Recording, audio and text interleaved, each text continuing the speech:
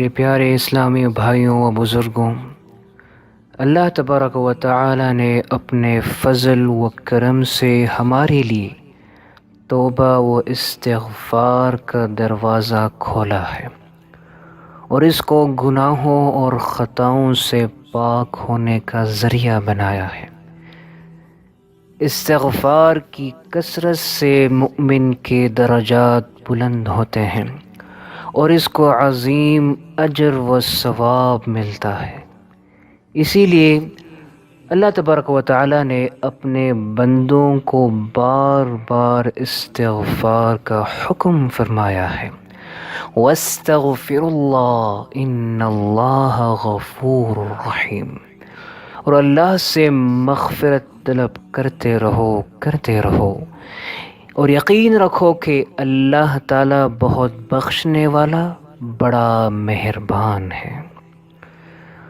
انسان کے اندر گناہوں اور خطاؤں کا مادہ رکھا گیا ہے، بس جب بندے سے کوئی غلطی ہو جائے اور وہ سچے دل سے توبہ کر لے تو اللہ تعالیٰ اس کی توبہ قبول فرما لیتا ہے اور اس پر رحم و کرم فرماتا ہے۔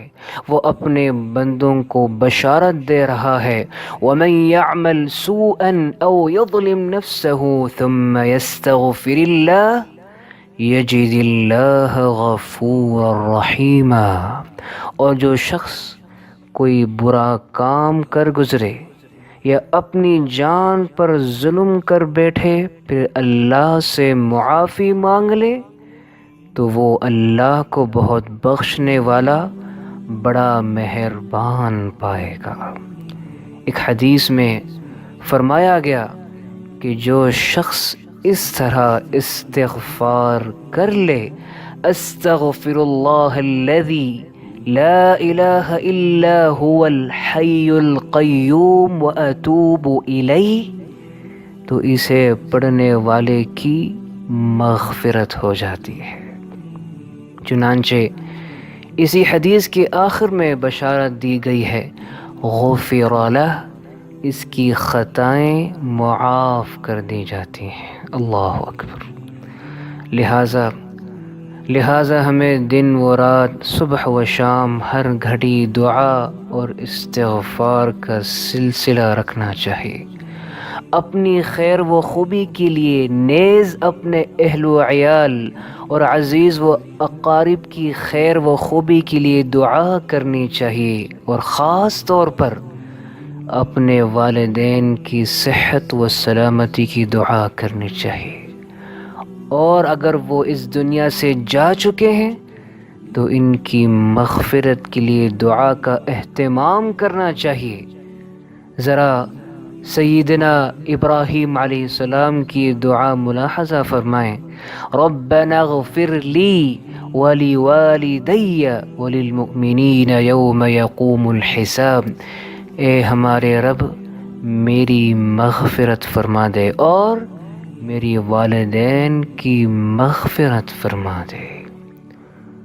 اور یقیناً والدین کے لیے بچوں کی دعا والدین کی فرحت و مسرت اور درجات کی بلندی کا سبب ہے۔